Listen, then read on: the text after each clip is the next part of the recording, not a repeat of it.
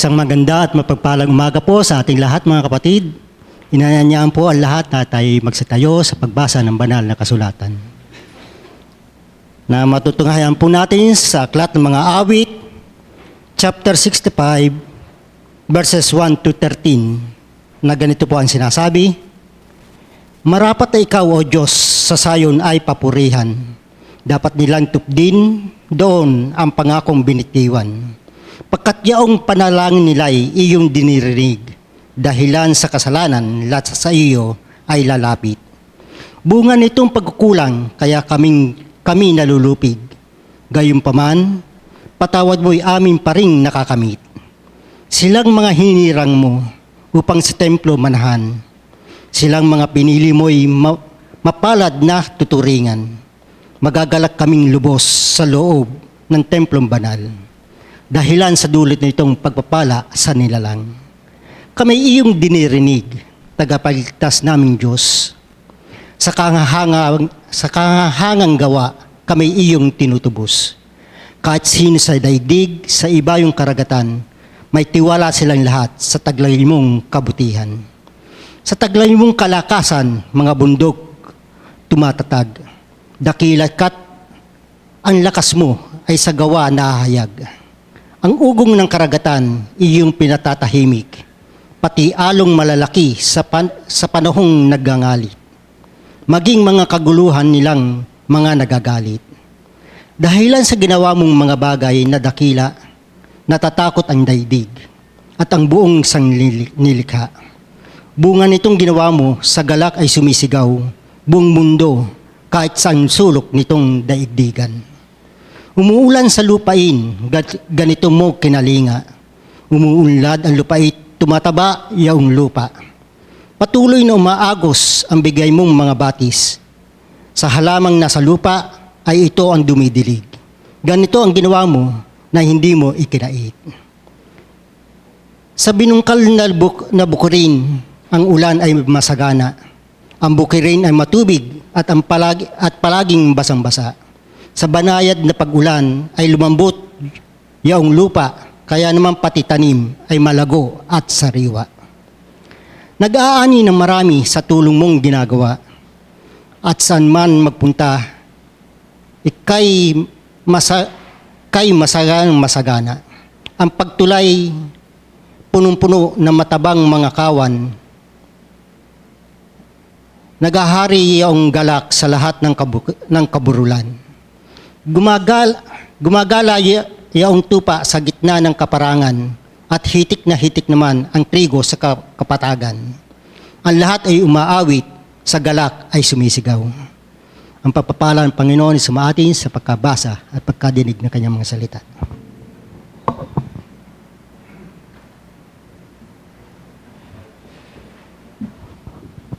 A blessed morning, my dear brothers and sisters of Marikina Brethren Christian Church. God is the center of this congregation. Let's welcome Him with praise and thanksgiving. Amen. This is your house.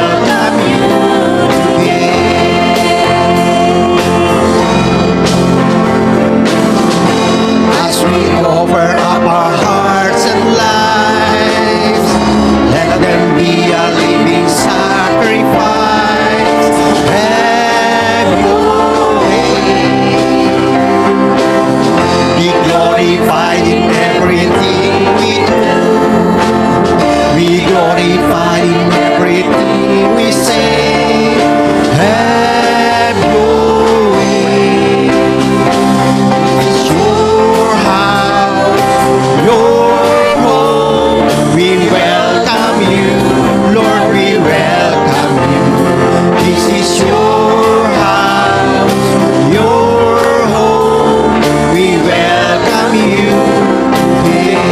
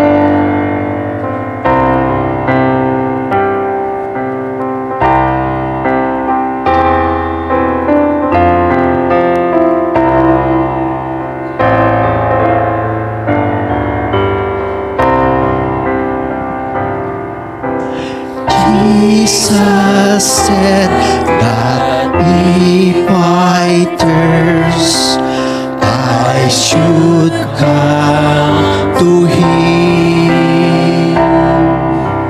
No one else can satisfy.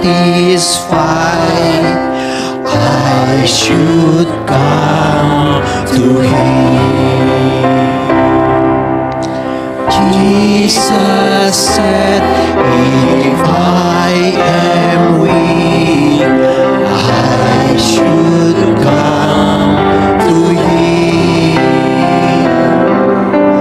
No one else can be my strength. I should come to Him. For the Lord is good and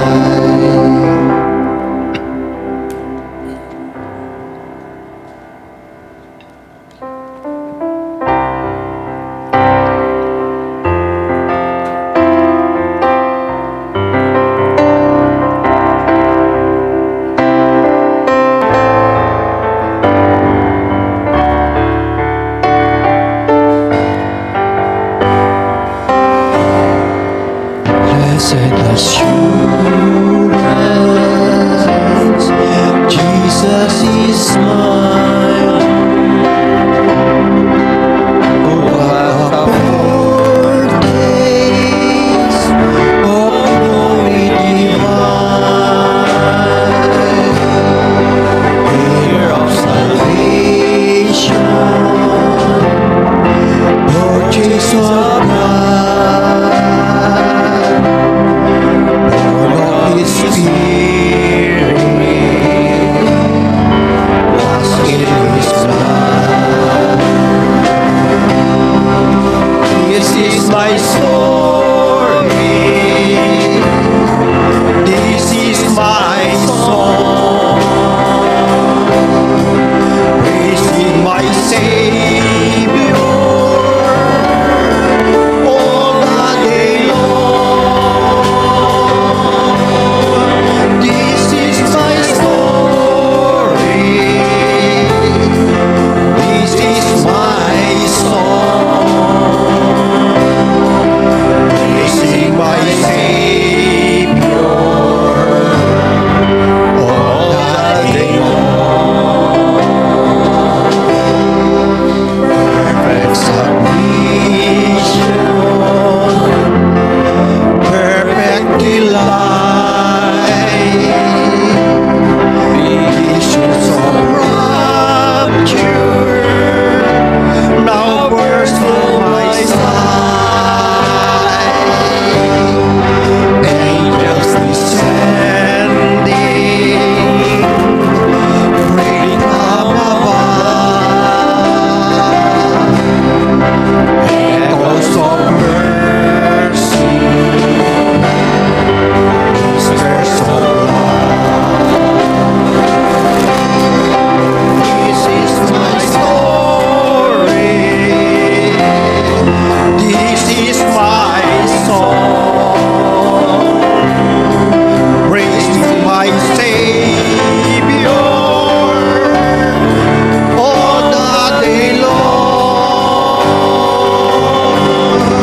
This is my story. This is my song, praising my Savior all the day long. Submission, all is at rest. I in my Savior, I'm happy and glad.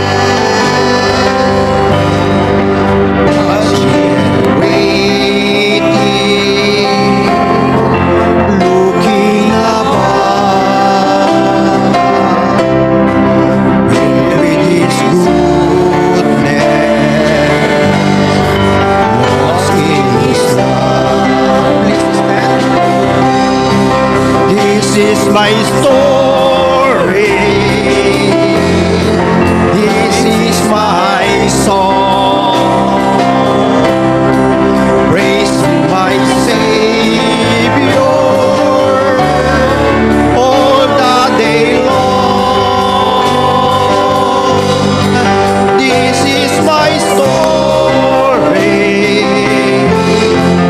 This is my song, praising my Savior all the day long. This is the story.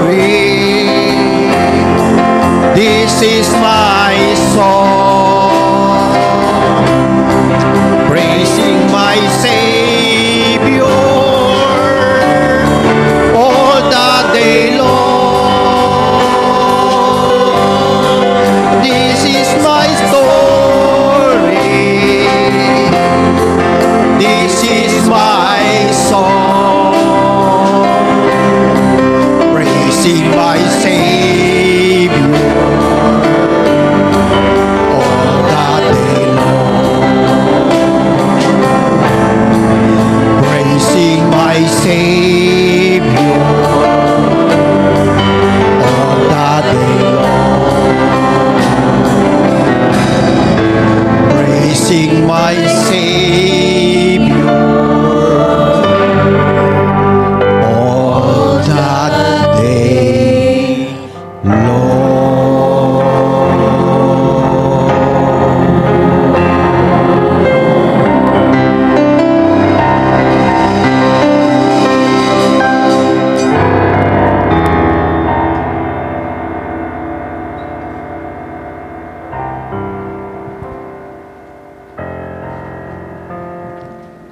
Tayo po yung maaaring makaupo.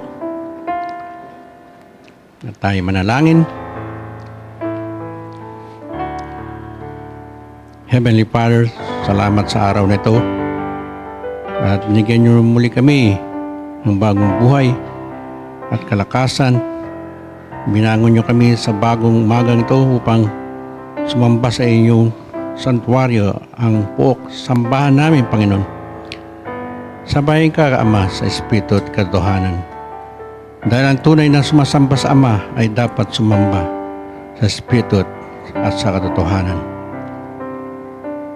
Father, we pray that you will give us enduring faith. Faith that will persevere. Faith that will bring glory to your name. And as we take this time, O God, to worship you, sapagkat kayo lamang ang karapat-dapat na sambahin. Kagaya ng awitan namin kanina, Panginoon, tunay na ikaw ay faithful, Panginoon. At dapat papurihan sa lahat ng panahon. Panginoon, maraming salamat po sa iyong salita na nagsisilbing gabay at katotohanan sa aming buhay. Patawarin mo po kami na kung minsan ay nakikipag-compromise kami sa mga maling gawain at tukso sa mundong ito. Protektahan mo po kami sa tulungan sa mga sandaling kung minsan hinahayaan naming madungisan ang aming panampalataya kapalit ng pansamantalang ginhawa at ang mga nagiging problema ay ang aming pagpaparaya o tolerance sa kasalanan. At ganoon din kung minsan ay hinahayaan naming makapasok ang mga maling turo ng kalaban at akayin kami sa imoralidad at spiritual na pangangalunya, ang pakikapagkompromiso sa kultura ng mundo, na kung saan ay kami ay minsan ay ito'y natitisod. Tulungan mo po kaming magkaroon ng lakas ng loob na tumayo sa katotohanan. Panginoon, ang mundo ngayon ay puno ng tukso at maling kultura. Pagkaloob mo po sa amin, puso ang iyong mga salita na kasing talas na espada, na ang ibig sabihin ay ang iyong makapangyarihang salita upang iwasto ang aming isip.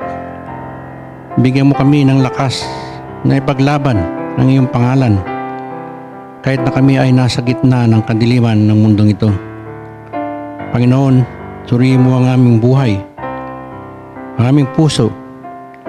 Kung may mga bahid ng kasalanan kaming ginagawa na labag sa iyong kalooban, na taliwas sa iyong banal na utos, tulungan mo kaming ituwid ang aming puso at magsisi sa aming mga kasalanan.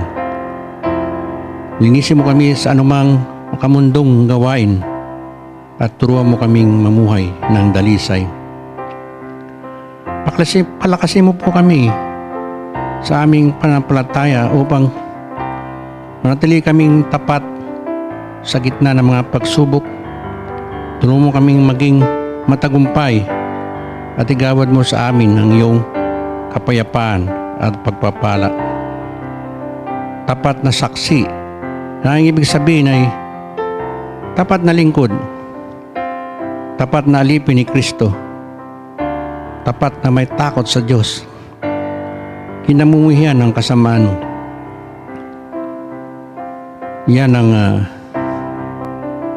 senyales ng tunay na mananampalataya.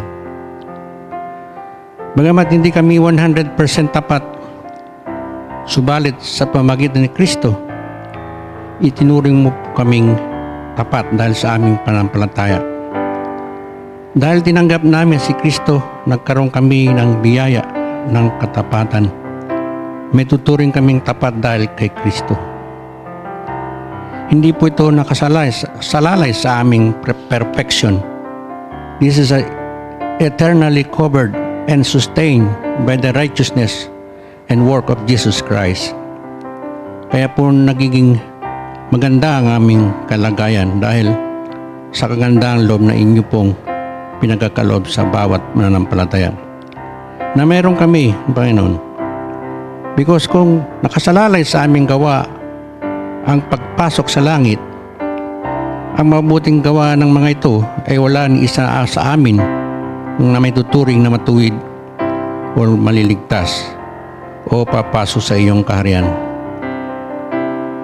Kaya naman, Panginoon, napakaganda po pakinggan kung nababanggit po na kami po ay matatawag na tapat sa iyong harapan. Panginoon, huwag mo po kaming pabayaan o iwan man. Ituring mo po kaming tapat na saksi dahil ito po ay nagbibigay at nagtuturo po ng magandang aral sa mga tumatalima kay Kristo. Alam niyo po ang aming ginagawa at pag-ugali. Kaya po tulungan niyo kami na maging careful sa pag-uugali. Hindi lamang po niyo tinitingnan kung paano kami mabuhay dito sa mundo, kundi tinitingnan on how we become righteous in your eyes. Balautan mo po kami ng katapatan ng iyong anak na si Kristo. Clothe us by the righteousness of Jesus Christ. Naway maging magandang testimony po kami sa amin bilang aming Diyos.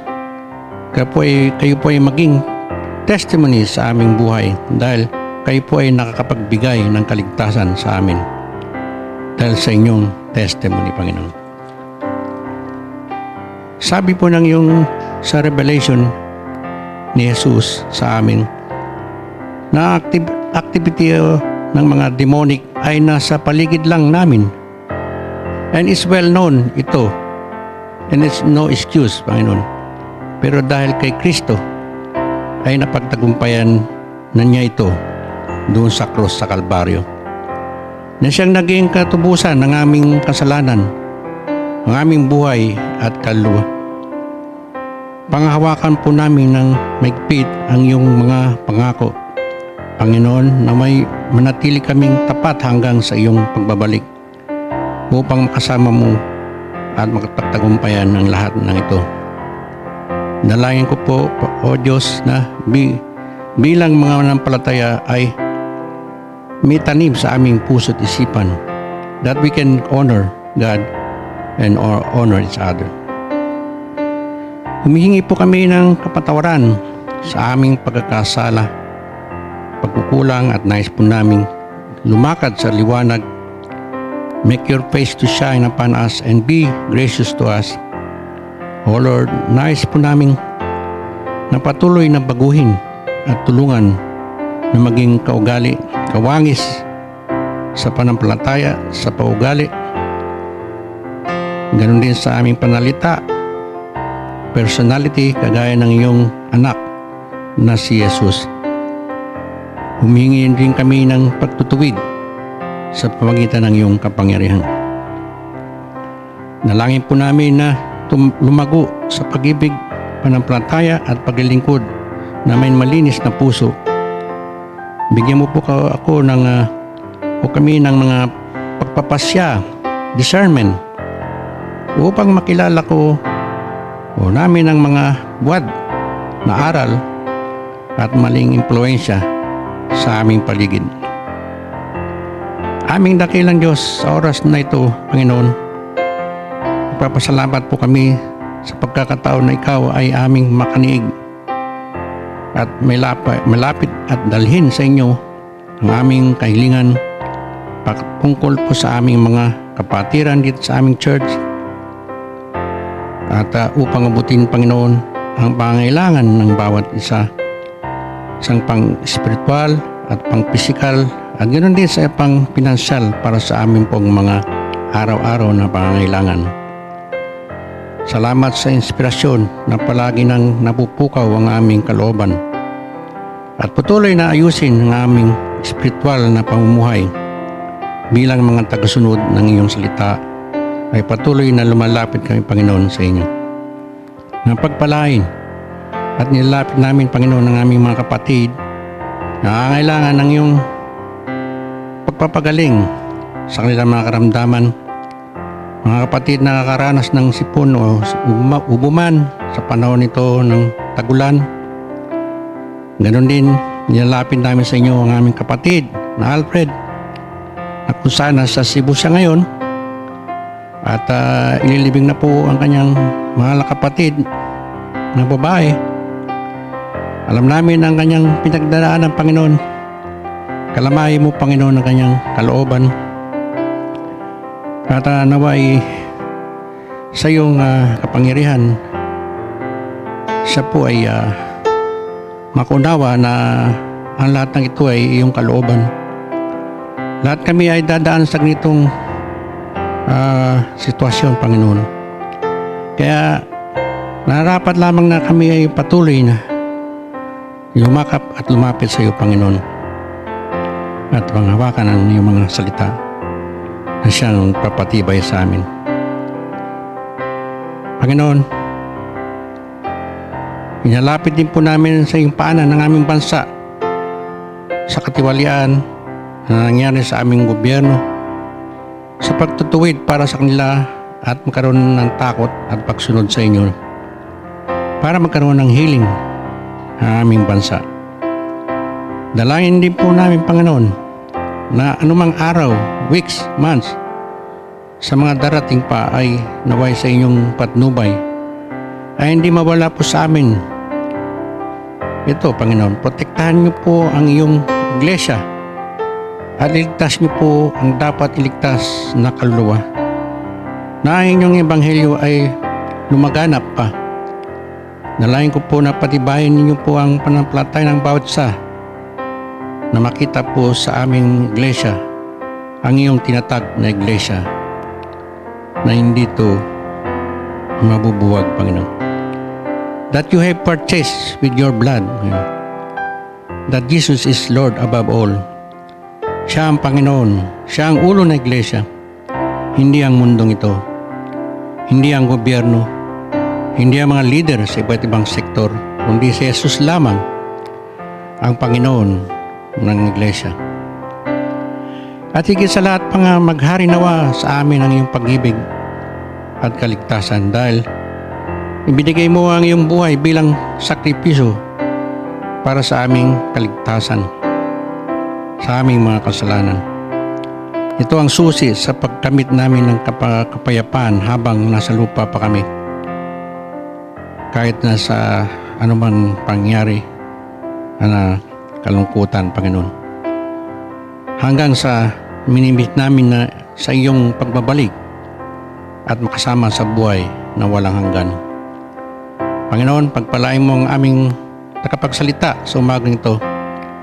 Naway puspusin mo siya ng iyong banal na espiritu upang makita namin ang iyong mensahe na siyang naming magiging kalakasan. Ito ang samot dalangin namin sa matamis na pangalan ni Jesus. Amen, amen.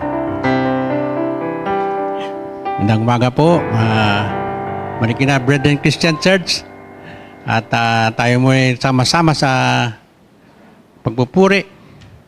At meron po tayo ngayong kasama na bago, si Chris Angelo, si Gubat. Nangyari na tumayo lamang. At meron pa bang iba na bago? Mangyari lang mang na tayo tumayo at batin natin ang bawat isa, no? God bless you, kapatid.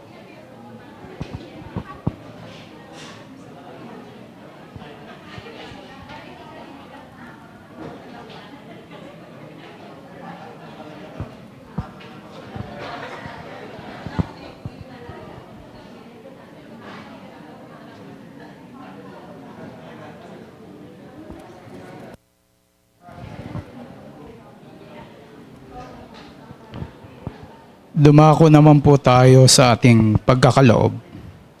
Kawikaan 3:9-10. Parangalan mo ang Panginoon ng iyong kayamanan at ang unang bunga ng lahat mong ani. Sa gayoy mapupuno ang iyong mga kamalig ng sagana at ang iyong mga sisidlan ay aapaw sa bagong alak. Parangalan mo ang Panginoon. Sa Hebreo, sa salitang parangalan ay may kahulugan pong bigyan ng halaga, ituring na mahalaga. Gaano kahalaga ang Diyos sa ating buhay? Paano natin pinararangalan ang Diyos sa kayamanan? Ang una nating pinaglalaanan ng kadalasan ng nagpapakita kung ano ang pinakamahalaga sa atin. Halimbawa, kung puro sarili lang natin ng ating iniisip, kung puro luho lamang ang inuuna natin, maaring ipinapakita nito saan nakasentro ang ating puso. Ngunit kapag inuuna ang Diyos, pinapakita natin na hindi ang pera ang Panginoon ng ating buhay.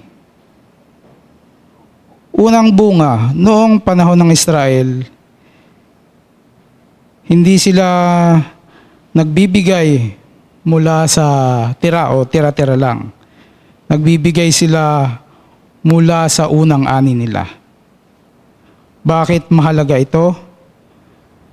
Dahil noong ibinibigay nila ang unang bunga, hindi pa nila alam kung ano ang magiging kabuuang ani nila. Wala pang kasiguraduhan, wala pang garantiya. Ibig sabihin, ang ani ay hindi simpleng handog lamang. Ito ay isang deklarasyon ng pananampalataya. Parang sinasabi nila, Panginoon, bago ko makita ang buong ani, nagtitiwala na ako sa iyo. Bakit mahirap? Dahil likas sa tao ang maghintay muna. Karaniwan nating iniisip, kapag marami na akong ipon o ani, doon na ako mamimigay. Pero ang pananampalataya ay iba. Sinasabi nito, magtitiwala ako kahit hindi ko pa nakikita ang lahat. Ito ang dahilan kung bakit napakalakas ng prinsipyo ng ating unang ani. Hindi ito tungkol sa pera, tungkol ito sa pagtitiwala natin sa ating Panginoon. Mga deacon, ano muna ang offering.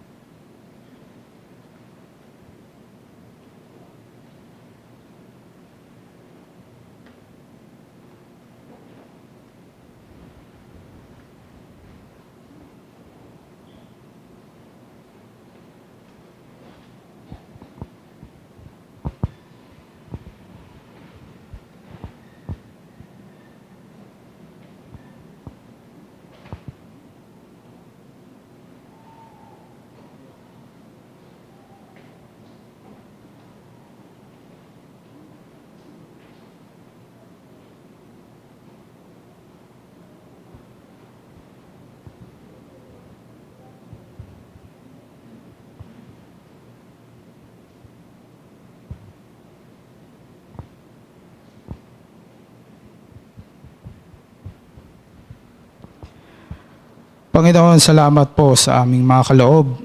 Nawa po'y bawat kaloob namin ay magamit namin sa ikabubuti ng aming simbahan, Panginoon.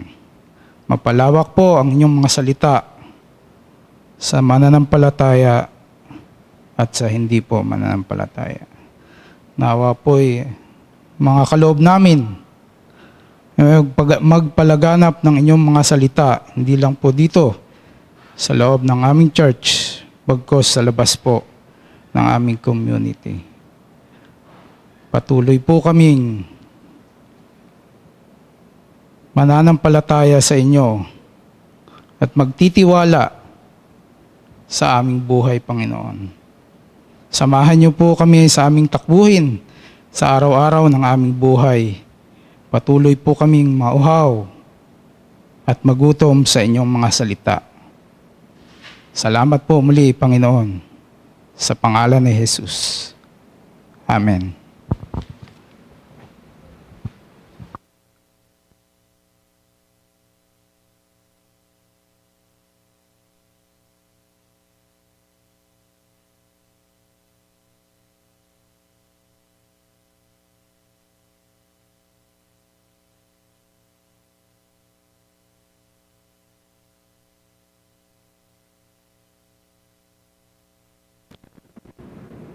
Patuloy tayo sa pag-aaral at sana'y kinagagalak nyo ang ating patuloy na pag-aaral sa libro ng Pahayag, o Revelation. The book of Revelation is about the revealing of Jesus Christ, kaya tinawag tong Apokalipta o Pahayag. Ang tema ng libro ng Revelation is about the second coming of our Lord Jesus Christ, ang kanyang pagbabalik at ang kanyang triumph o ang kanyang pagbawagi. Kasiguraduhan na sa huli, ang Panginoon natin ang magwawagi. Sinulat ni Juan ang libro para ipadala sa 7 iglesia sa Asia Minor. Nowadays, we call that the areas Turkey. And this primarily were the churches that resulted from Paul's ministry in Ephesus. Kung mababasa nyo sa Acts, nagsimula ang ministeryo nung nakapunta si Pablo sa Ephesus at mula doon, ito ay nagkaroon ng iba-ibang sanga ng iglesia sa lugar na yon sa Asia Minor. Ang liham ng Revelation is from the God the Father, the Holy Spirit, and Jesus Christ. The letter is for the 7 literal churches. Literal po to, talagang may mga iglesia at that time.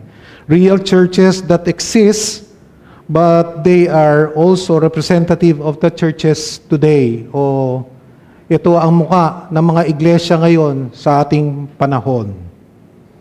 At sana, ang ating matutunan is, as a person and as a culture from these letters, in dealing with the different aspects of our Christian growth. Sana tayo ay maraming matutunan sa ating binabasa na sulat na to. At dito ay makikita natin sa sulat that we will see in this letter that sin can continue in the midst of church growth. Na ang kasalanan ay pwedeng magpatuloy sa midst ng church growth. Ngunit makikita rin natin that God will never tolerate sin to continue in His church. If you are asking, kung tinatanong nyo, saan ba napunta itong ating binabasa na tungkol sa 7 iglesia na to? Una, sila ay nawala na dahil sa impluensya ng Islam. In 7th and 15th century, ay lumaganap ang pagpapalaganap ang relihiyong Islam, kaya naapektuhan ang mga lugar na ito. Ang susunod ay nagkaroon ng mga natural disasters, nagkaroon ng lindol, lalo na sa lugar ng Laodicea. Kaya eventually they abandoned it after being flattened by a massive earthquake in 14th century. So, ang pangatlo ay resulta ng tinatawag na 1922 population exchange. Ano nangyari noon? Before, yung World War I, ang namayapan, ang lumaganap noon is yung tinatawag na Ottoman Empire. Ngunit, nung nagkagulo na World War I at natapos na yon, ay nagkaroon ng Treaty of Lausanne, na in-enforce ang tinatawag na population exchange between Greece and Turkey. So, yung mga Turkish na napunta sa Greece ay pinabalik, at yung mga Grego naman, yung mga Greeks na naninirahan sa Turkey ay pinapunta ulit sa Greece. So millions of Greek Orthodox Christians, including those in the region of the seven churches, were uprooted.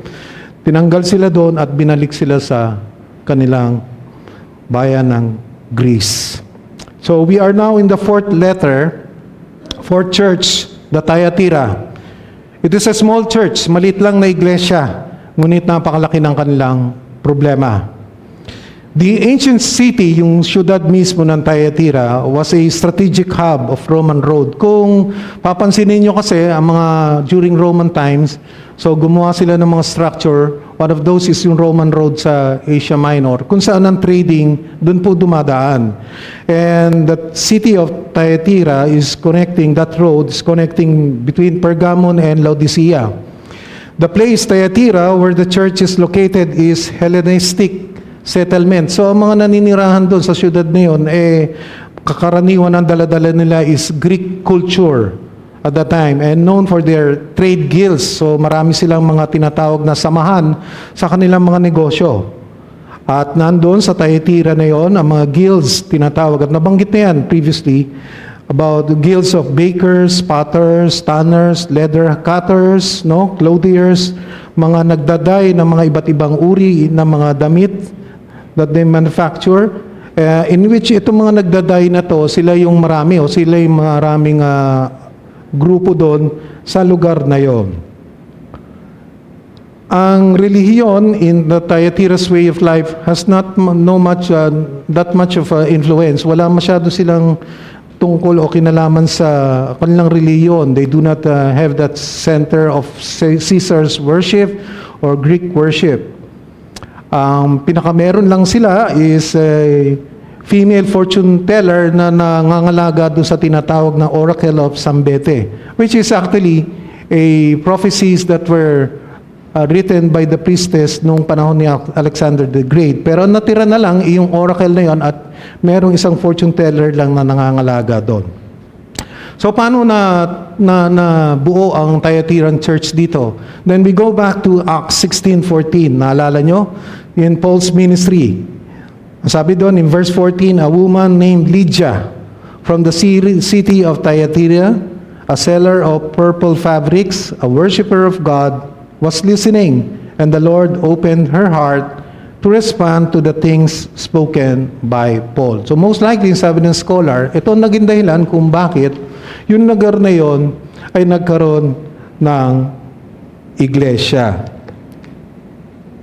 Ngunit ang malaking problema ng iglesia is they tolerated sin.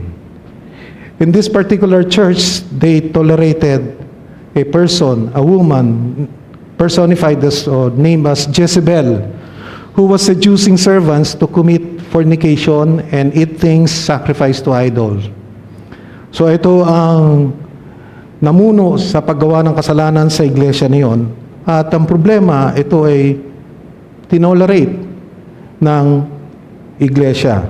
And so they warned, because they are the church that tolerates sin, a church that wouldn't discipline sin, a church that wouldn't purify its ranks. So, ang tema nitong sulat sa Thyatira is about tolerating sin, ang pagpapalampas sa kasalanan. We have a picture here more or less of three groups. I want to believe na mas marami ang grupo doon sa church na yon na faithful, at meron din mga tinatawag na those that are tolerant to the sin, and of course si Jezebel na nandun din sa grupo yon. And try to picture this group as we read the verses or the text. So if you have your Bible, you can open in chapter 2, verse 18 to 29. To the church in Thyatira, To the angel of the church in Thyatira write, these are the words of the Son of God, whose eyes are like blazing fire, and whose feet are like burnished bronze. I know your deeds, your love and faith, your service and perseverance, and that you are now doing more than you did at first. Nevertheless, I have this against you. You tolerate that woman Jezebel, who calls herself a prophet. By her teaching, she misleads my servants into sexual immorality and the eating of food sacrificed to idols. I have given her time to repent of her immorality, but she is unwilling. So I will cast her on a bed of suffering, and I will make those who commit adultery with her suffer intensely, unless they repent of her ways. I will strike her children dead. Then all the churches will know that I am He who searches hearts and minds, and I will repay each of you according to your deeds. Now I say to the rest of you in Thyatira, to you who do not hold to her teaching and have not learned Satan's so-called deep secrets, I will not impose any other burden on you, except to hold on to what you have until I come. To the one who is victorious and does my will to the end, I will give authority over the nations. That one will rule them with an iron scepter and will dash them to pieces like pottery. Just as I have received authority from my Father, I will also give that one the morning star. Whoever has ears, let them hear what the Spirit says to the churches. Pagpalain ng pagkakabasa ng salita ng Panginoon. Since the founding of the first church on the day of the Pentecost in Jerusalem, kung saan nagsimula ang iglesia, God intended His church to be holy. Yun ang gusto ng Panginoon, na maging banal ang kanyang iglesia. Na tayo ng mga mananampalataya ay maging banal. Until now, that is His intention. Hindi nagbabago yon. So we can absolutely trust that God will keep this church holy. Hindi na hayaan ang iglesia, ang totoong iglesia ng Panginoon, hindi niya hayaan na magpatuloy sa kasalanan. That is why there is no question that His eyes, that is like a flame of fire, sees every detail in everyone. Nakikita ng Diyos ang lahat, ang laman ng ating puso, ang laman ng ating isipan. God is very much aware of what is happening to each and every one of us. Alam niya ang nangyayari sa atin, bawat segundo, bawat minuto, bawat araw na nangyayari sa ating buhay. Every good thoughts and deeds, mga mabubuting kaisip, pag-iisip, at mga mabuting gawa, ay alam niya. Ngunit, He also knows every sinful thoughts that come to our heart and mind. Nakikita rin niya at nalalaman din niya ang mga makasalanan na pag-iisip na dumadaan sa ating puso at sa ating isipan. And that is also true to His church, especially those things He posed as here in the church at Thyatira. Ang sabi, His feet is like a burnished bronze, signifying His purity, ready to trample those who are unbelieving and unfaithful. So make no mistake, we will be judged according to our deeds. He searches our hearts and minds.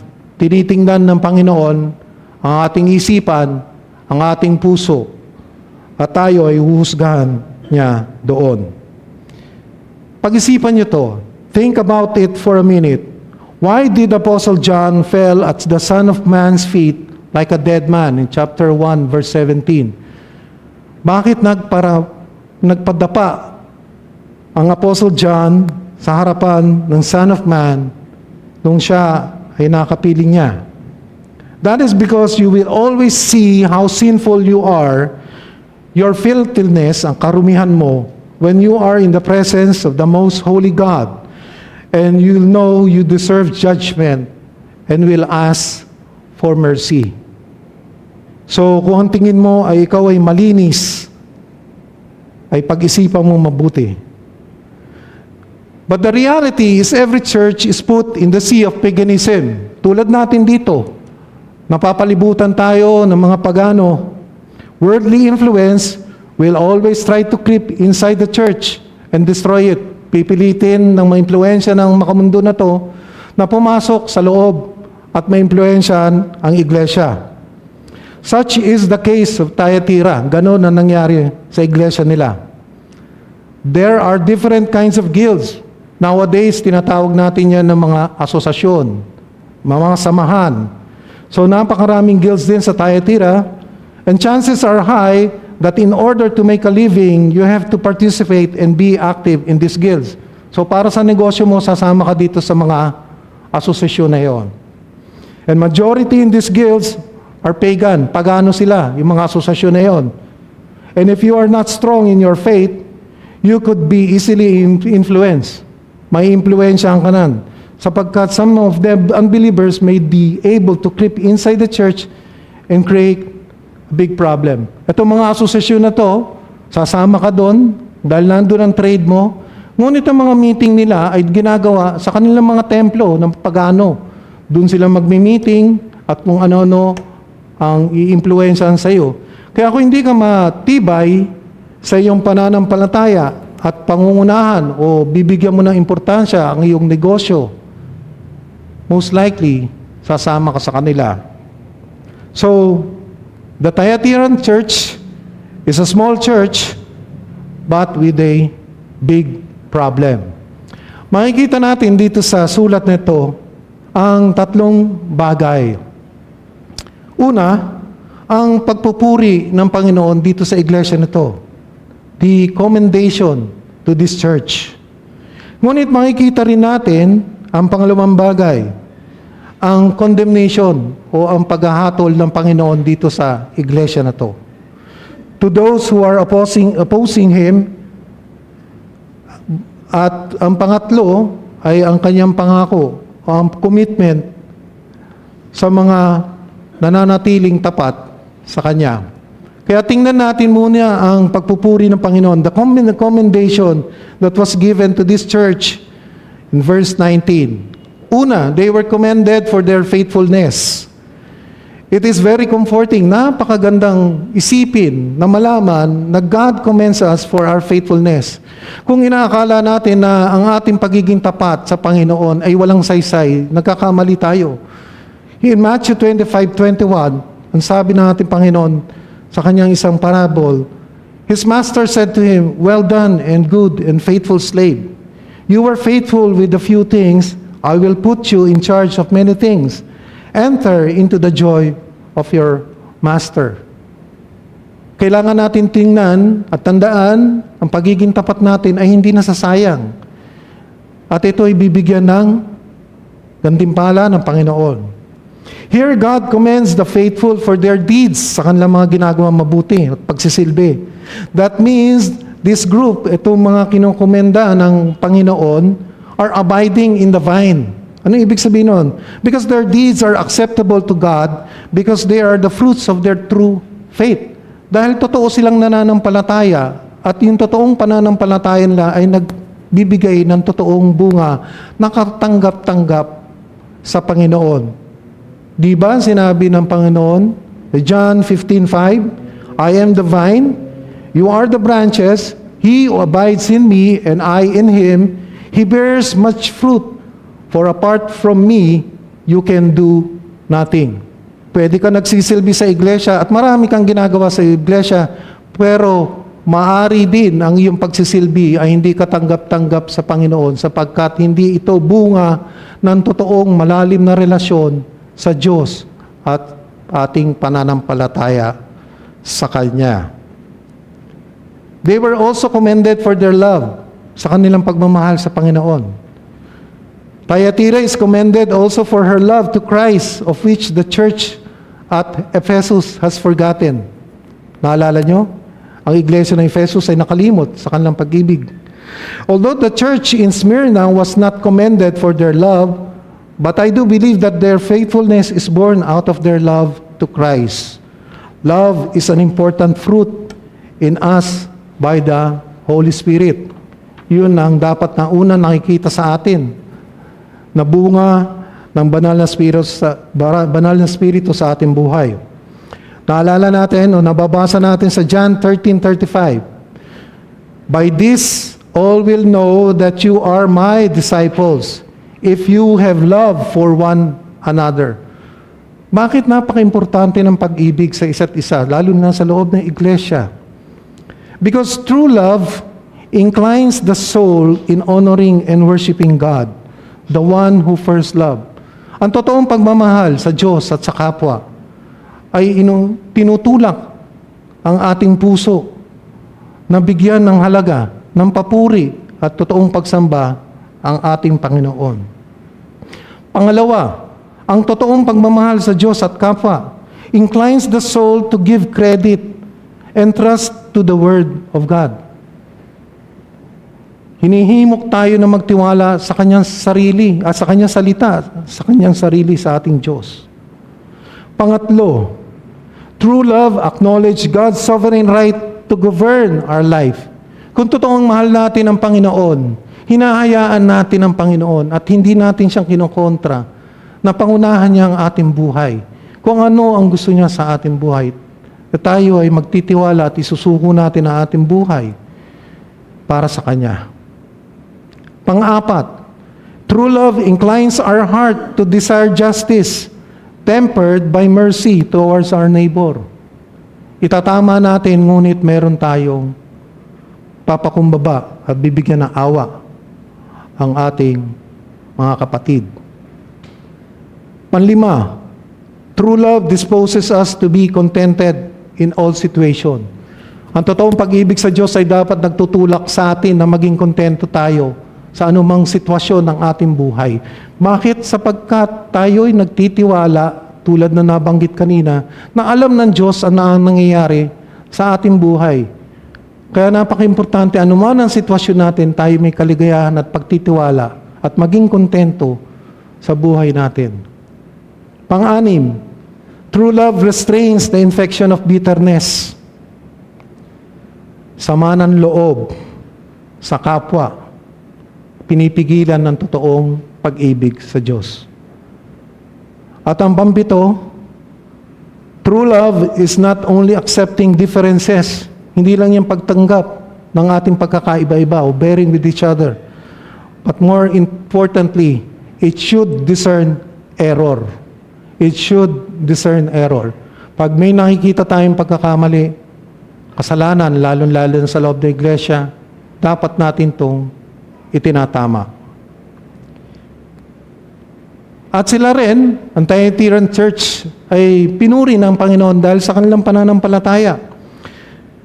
Their commendation on their faith reveals that they are being fed to a certain degree on the Word of God. Di ba? Kung ang isang iglesia ay matayog ang pananampalataya sa Panginoon, ang pinanggagalingan kasi nito ay sapagkat ang iglesia nito ay nakakarinig ng salita ng Diyos. Di ba sa Romans 10:17 ang sabi, faith comes from hearing and hearing the Word of God. Kaya ganun na lang kaimportante ang preaching. If you're not listening, if you're not here, hindi ka nakakarinig ng salita ng Diyos, how can that faith be increased?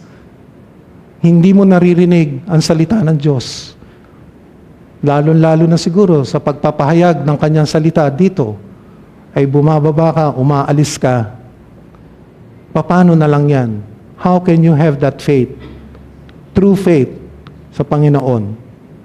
Ay hindi mo naman naririnig ang kanyang mga salita.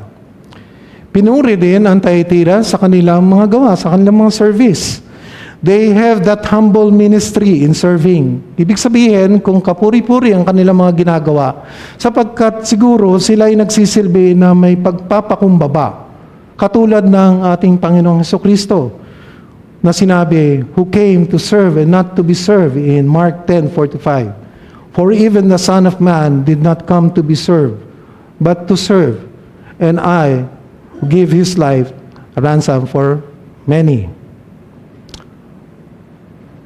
Pinuri din sila sa kanilang pagtsatsaga for their own perseverance. Their perseverance described their steadfastness in having an attitude of triumph, knowing in the face of evil, God will bring out good. Yun ang pagtsatsaga. That is true perseverance. Na anuman yung kinakaharap mo, sa harap ng mga kasamaan, ay naniniwala ka o meron kang pagtitiwala na sa huli, merong ibubunga ang Panginoon dito na mabuti. Nagtitiwala ka. Ano man ang problema, gaano man kasamaan, nakikita mo kasamaan, in the end, alam mo, God would prevail.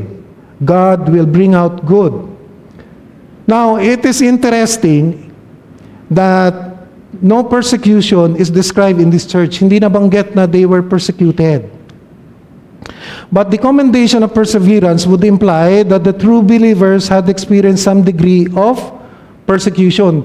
Kasi pinuri sila for perseverance, then most likely, they are experiencing a degree of persecution, lalo na itong totoong mananampalataya.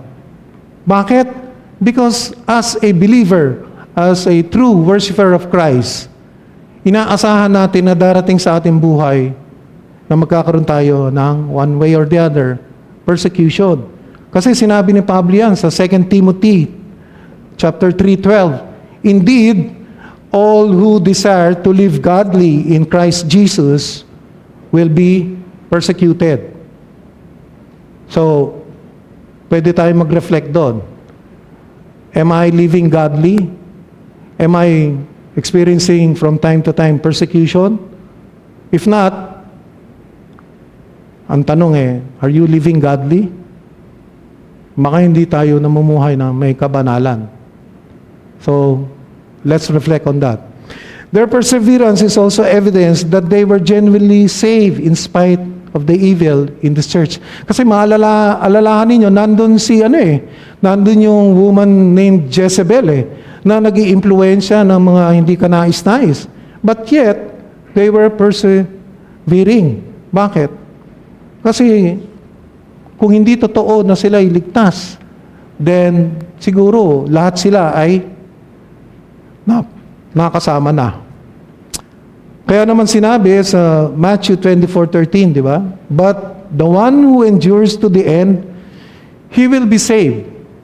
Hindi tayo maliligtas dahil pinagsikapan natin. Kung hindi, kaya tayo patuloy na nagtitiis sapagkat tayo ay ligtas na, sapagkat binibigyan tayo ng kapangyarihan ng Diyos upang tayo patuloy na mag-persevere na sa harap ng ating mga pinagdadaanan ay meron tayong kalakasan sa Panginoon. At yung huling commendation is very important for the church in verse 19. Sinabi doon, you are doing more than you did at first. Ano ibig sabihin nito? Ito palang church ng Thyatira is a growing church in faith. Lumalago sila, nagmamature sila. Na napakagandang isipin sa isang iglesia. Kung ikukumpara mo sa Ephesus, medyo opposite kasi para naging stagnant sa Ephesus ang kanilang pananampalataya. But this church, Thyatiran church, is growing.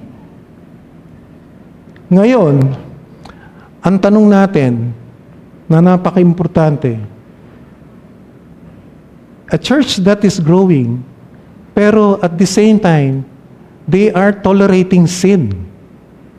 Pwede pala yun. A church that is growing, but the sin is persistent. Pwede palang a sin can persist in a growing church. At paano nangyayari yun? Andyan si Jezebel, nang-i-impluensya siya, and yet, they were commended that they were growing, maturing. Kaya naman hindi pinalampas ng Panginoon ang kasunod ng pagpupuri niya, like in the other letters, ay ang kanyang condemnation, ang kanyang paghatol. verse 20 to 23.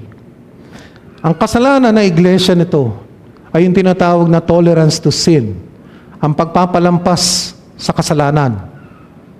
Si Jezebel ang dinescribe na personified na nangunguna sa paggawa ng kasalanan. Ano nga ba ang tolerance pag sinabi natin when we tolerate?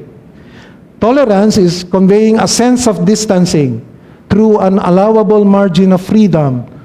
Leave it to someone to do something. So meron kang hinahayaan mo yung iba na gawin nila with freedom, certain degree ng freedom. Ngayon, ang danger nito, it can create goodness. Pwede naman, binigyan mo siya ng konting kalayaan.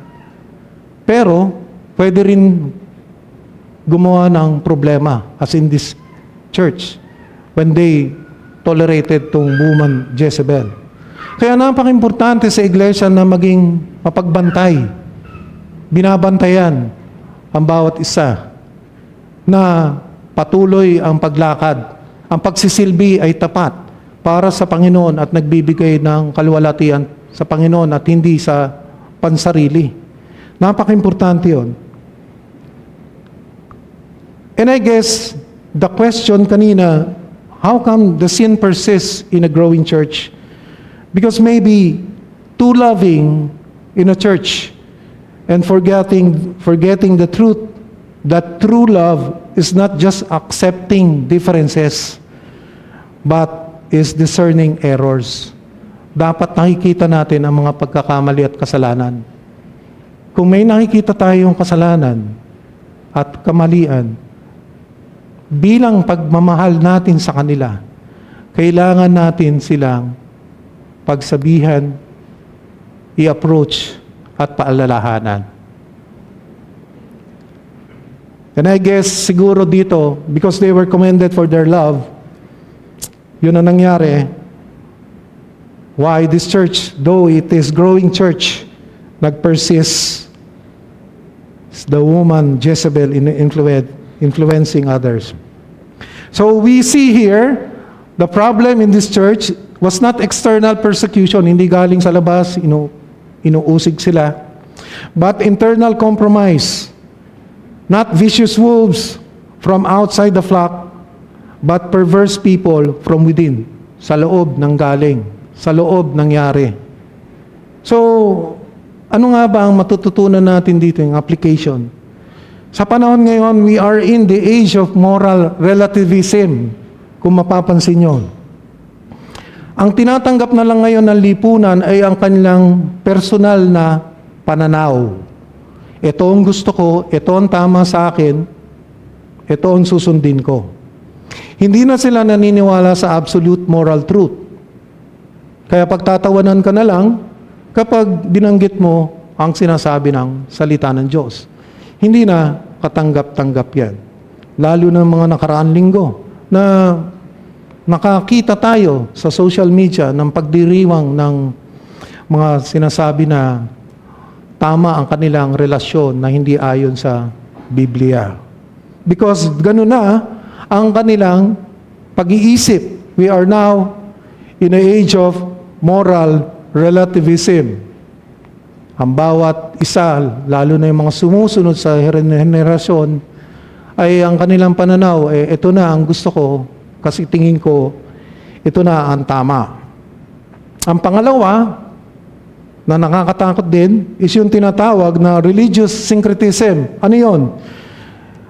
The fusion of diverse religious beliefs and practices. Nakikita na rin natin yan. Ang iba-ibang reliyon ay pinagsasama-sama na nila ang mga ginagawa at tinatawag nila na ito na ang tama. Merong salita ng Diyos. Kunwari, merong ganito, merong ganon, mga ritual, halo-halo na. At ngayon, nakikita natin yan sa ibang so-called religion. Ano nga ba ang kasalanan nito ni Jezebel?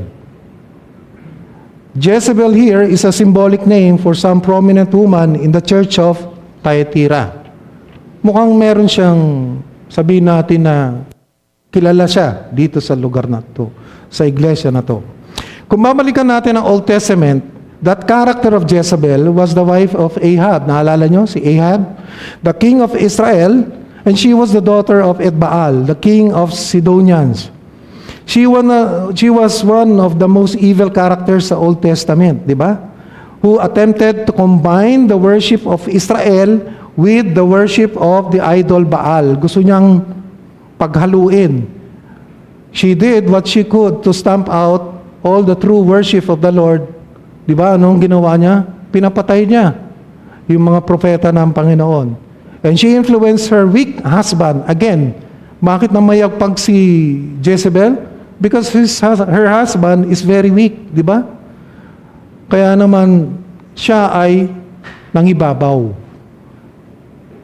So I guess tolerance also will persist o mangingibabaw because there is a degree of weakness in leadership. Hinayaan si Jezebel kasi mahina ang kanyang asawa. Here in the church in Thyatira, namayagpag si Jezebel, that woman called Jezebel, in influencing sinfulness dun sa mga kasama nila because I guess the leadership was weak. Therefore, Jezebel here is the epitome of subtle corruption and a symbol of immorality and idolatry. Pag nababasa niyo dito yung tungkol sa eating foods offered to idols, idolatry yun. Kung titingnan nyo parati usually dito sa churches na ito, dalawang I ang binabanggit parati. Immorality and idolatry. So, unang kasalanan ni Jezebel dito, she calls herself prophetess. In the New Testament, there are prophetess that were mentioned, but they are not self-proclaimed. Mabasa natin si Anna sa Luke 2, verse 36, at yung daughter ni Philip sa Acts 21:9. Pero this Jezebel, siya ang nagkiklaim, self-proclaim siya. Now, Jezebel may have been a prophetess of sort, pero yung kanyang prophetic powers were definitely not from God. Hindi galing sa Panginoon yon. She employs her intellectual faculties. Malamang matalino to si Jezebel. Ngunit ginagamit niya to sa pagsisilbi kay Satan, hindi para sa Panginoon. She may be claiming inspiration when probably possessing it. May impluensya, kumbaga.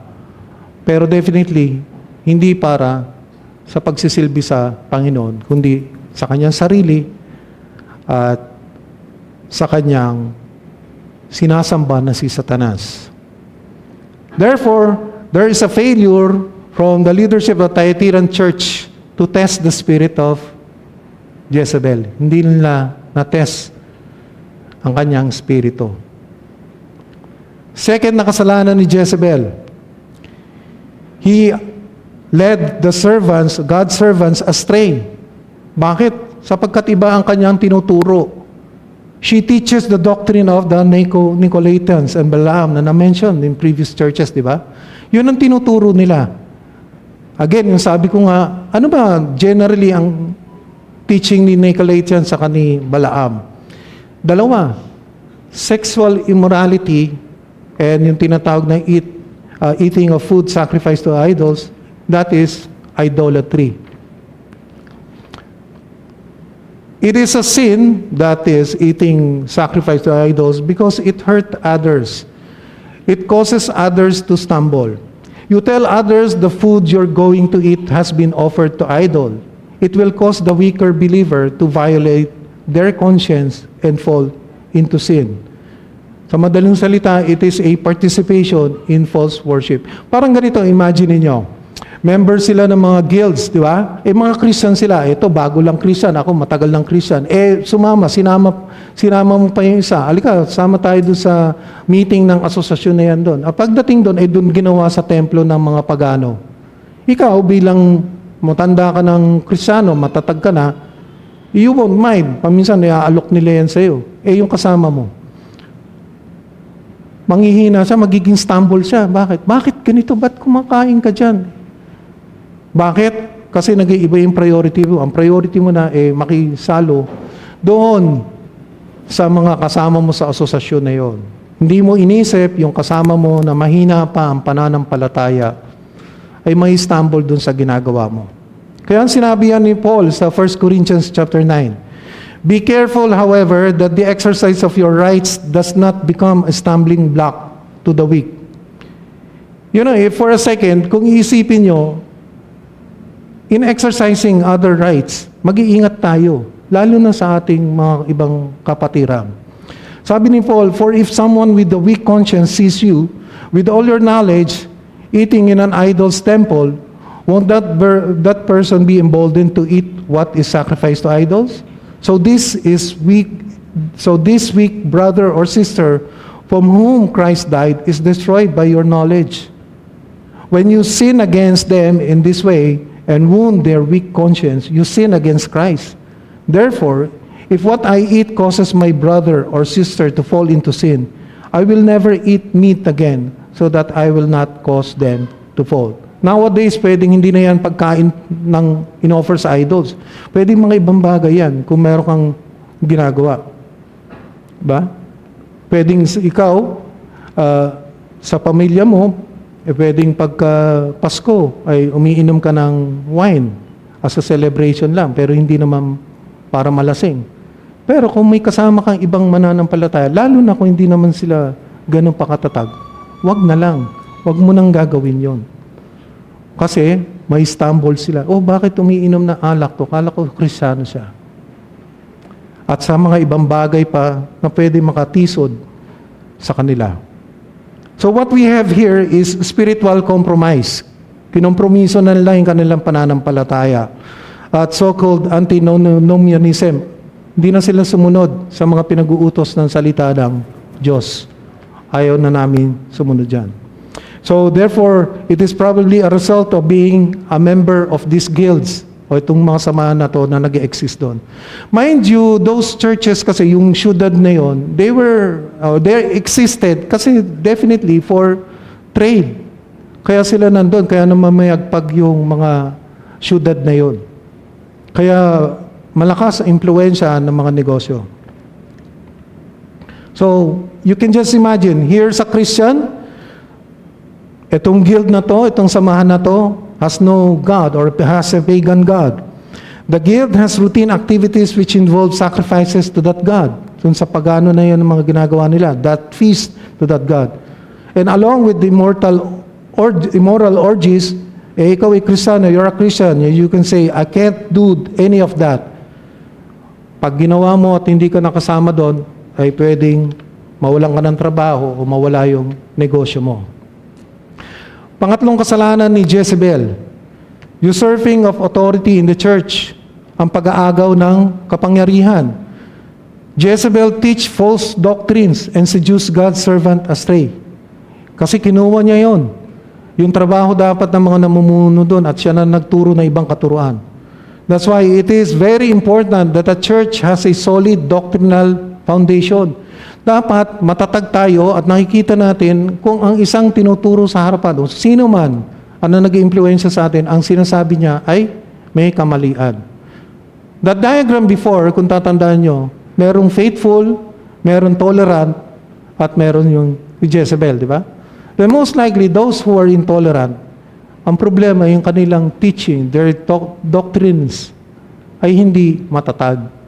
Kaya nagturo sa kanila si Jezebel, madali silang naniniwala. Pang-apat na kasalanan ni Jezebel, she teaches the deep teachings of Satan. Ano yun? This is a pre-Gnostic teaching that said that one was free to engage the sphere of Satan and participate in sins of the body without harming the spirit. Pwede kang makilahok sa pisikal na mga makasalanan na gawain kasi ang pag-iisip mo, ang iyong spirito naman ay hindi maapektuhan. Halimbawa, for example, you can satisfy your sexual desire outside marriage. May asawa ka pero satisfy mo yung sexual desire mo, hindi mo naman asawa yan.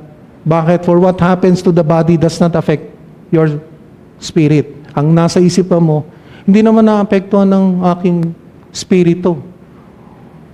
Iba ang spirito, iba ang katawan. Kaya pwede ako magkasala o gumawa ng kung anumang immoralidad sa aking physical na katawan, hindi naapektuhan ang spirito ko. Yun ang kanilang tinuturo. Yun ang deep teachings of Satan. Panlima, Jezebel was unrepentant. Ayaw niya magsisi. Napakabait ng Panginoon sapagkat binibigyan tayo ng pagkakataon upang magsisi ng mga kasalanan natin. Maski na napaka-wicked natin, napakadami nating ginawang kasalanan.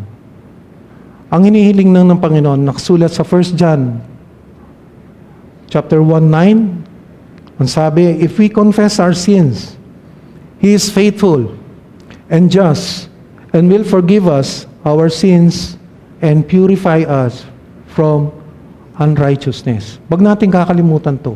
Sometimes may nagawa tayong malaking kasalanan, tingin natin wala ng pag-asa. Ngunit manalig tayo dito sa salita ng Diyos. Ang sabi, lumapit tayo, magsisi ng mga kasalanan at tayo'y patatawarin. Despite the sin of Jezebel, God gave her time to repent. Binigyan pa siya ng pag-asa. In verse 21, and I gave her time to repent, and she does not wish to repent of her sexual immorality. Behold, I will throw her on a bed of sickness, and those who commit adultery with her into great tribulation, unless they repent of her deeds, and I will kill her children with pestilence. So we see here God's long-suffering and patience, ang pagiging pasensyoso ng Panginoon, even to the most wicked, but oftentimes man misunderstood God's mercy and think God will never strike him down for his unrepentant heart. Ay, hindi naman ako pinaparusahan ng Diyos sa aking mga ginagawa. Siguro, okay lang yan. So we tend to abuse yung patience at long-suffering ng Panginoon at hindi tayo nagsisisi sa ating mga kasalanan at nagpapatuloy lang. But make no mistake, darating ang araw at hindi yan palalampasin ng ating Panginoon. At yan ay parurusahan. Sa harap ng kanyang condemnation, sa harap ng pagsasabi ng Panginoon na parurusahan niya ang mga kasalanan, ay napakabuti ng Panginoon sapagkat He committed for those who are victorious. Merong commitment ang Panginoon sa atin. May promise siya that we can always hang on to. In verse 26, sabi, for those who hold fast, for those who will be victorious, those that continue to do God's will until the end. Yung patuloy at hindi napapagod at hindi umaayaw, na patuloy ang pagmamahal sa Panginoon, ay may commitment ang Panginoon sa inyo. May promise ang Panginoon. Sabi sa 2 Timothy chapter 2 verse 15, be diligent to present yourself approved to God. Sikapin nyo na kaaya-aya ang inyong buhay sa harapan ng Panginoon. A worker who does not need to be ashamed. Tingnan mo ang iyong buhay. Sa harapan ba ng Panginoon, ito'y nakakahiya? Rightly dividing the word of truth. Tingnan natin ang ating buhay sa harapan ng salamin ng kanyang mga salita. God's commitment. Ano ang kanyang promise sa atin? A reward. First, sabi niya, I will no longer impose any other burden on you. Hindi ko na kayo bibigyan ng paghihirap. Second, I will give authority over the nations. You will have victory over all your enemies pagdating ng araw. Ang pangatlo, na napakaganda, I will give you the morning star. He will give Christ. We are already experiencing a part of Christ in our heart. The Spirit of Christ is in us. But the full glory of Christ, may experience natin yan pagdating ng araw. It is Christ who is mentioned here. Kasi sabi sa Revelations 22:16, I, Jesus, sent my angel to bear witness to you of these things for the churches. I am the root and the descendant of David the bright morning star. Akalain niyo yung pagdating ng araw, pagbabalik ng Panginoon, which surely will happen, ibibigay, we will experience the full glory of Christ. Kasama siya. In conclusion, makikita natin na we can have many good attributes being a Christian. Pwede mong sasabihin na marami kang katangian ng isang nakikita na bunga ng Espiritu ng Diyos sa iyo. But we cannot tolerate sin in our life. Hindi natin pwedeng dapat itong kasalanan na ito ay nagpapatuloy. If we do not repent, we can be sure of God's judgment. We can be sure of God's judgment. I'll be closing in here. Merong isang 17-year-old man, bata pa, and kung titingnan ng magulang, siya'y kumpleto.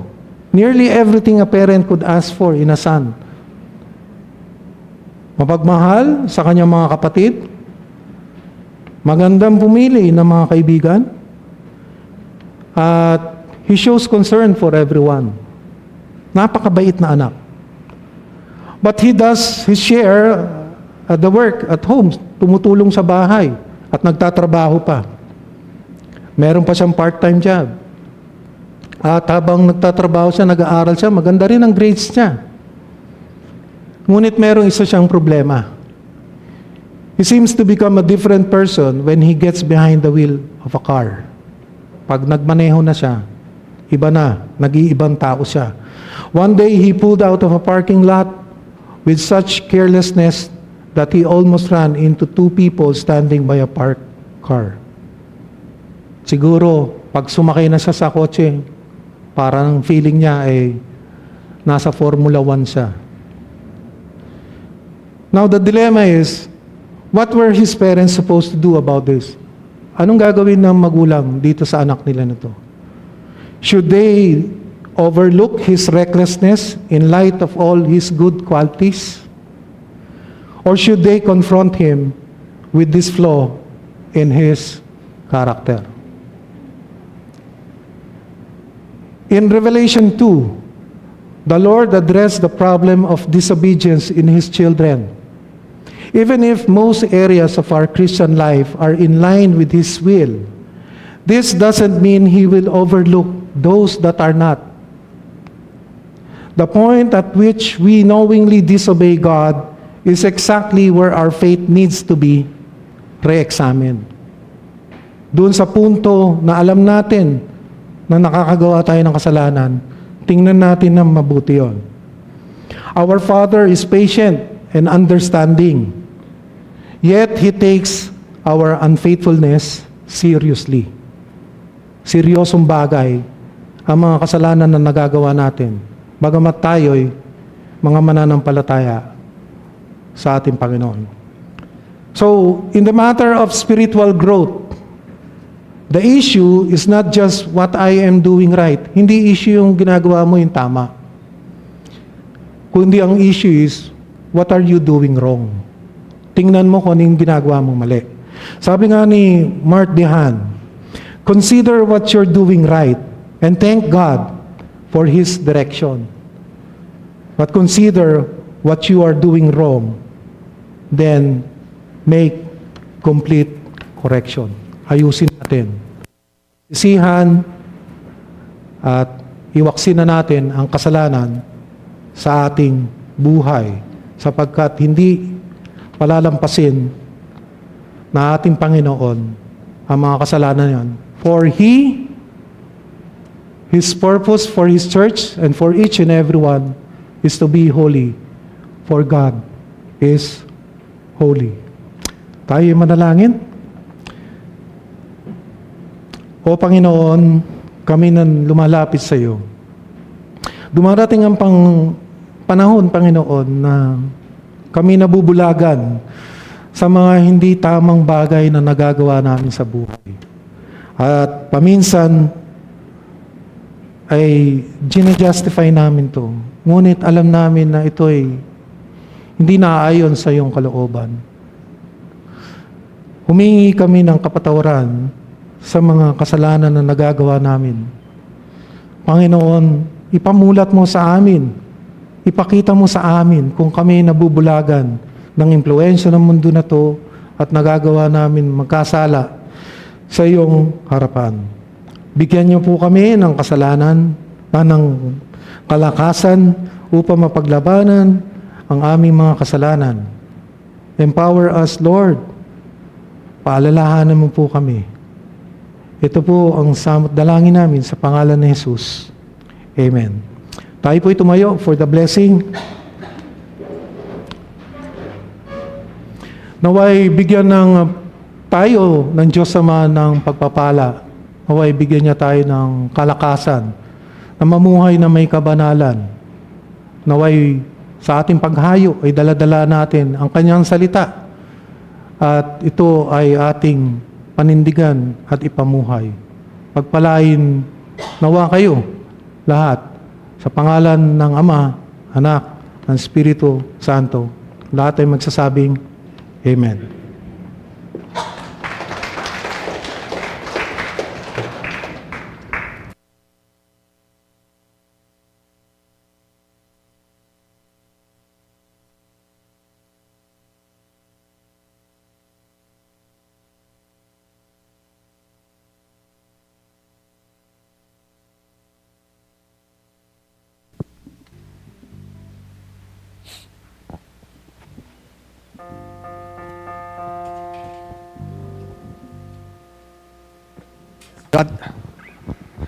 Yes, brothers and sisters, as long as we are with God, we are faithful to Him, there's nothing to be afraid of.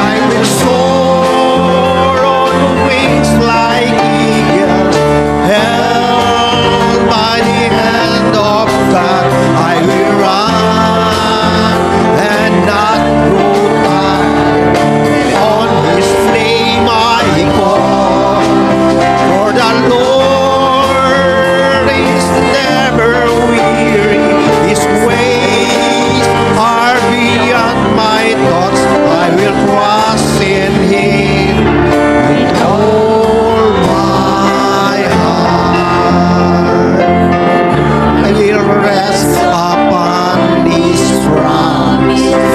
Patiently I and I will soar on wings like eagle, held by the hand of God. I will run and not grow tired. On His name I call. For the Lord is never weary. His ways are beyond my thoughts. I will trust in Him with all my heart.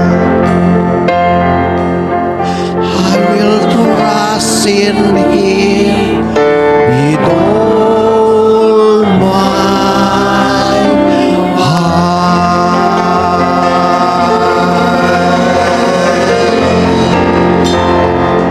Again, welcome po sa inyong lahat. And ngayon ay balik tayo. Atin uling tingnan ang ating schedules. Every Sundays, 9 o'clock to 11 p.m. Sunday worship service. 10 to 11:30. Sa baba po ay ang ating mga Sunday schoolers. So we have 11:30 to 12:30 ang ating pong growth group o GE. Sa Wednesday, every Wednesday, meron po tayong prayer meeting. Ginagawa 5 to 7 p.m. So kung kayo ay available,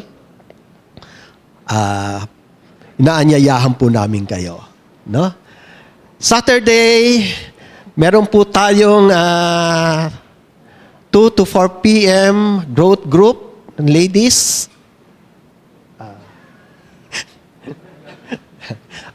Ito po ay sa mga kalalakihan. Every Saturday meron po tayong Saturday meron po tayong 2 to 4 p.m. na para naman sa kalalakihan meron tayong leadership training.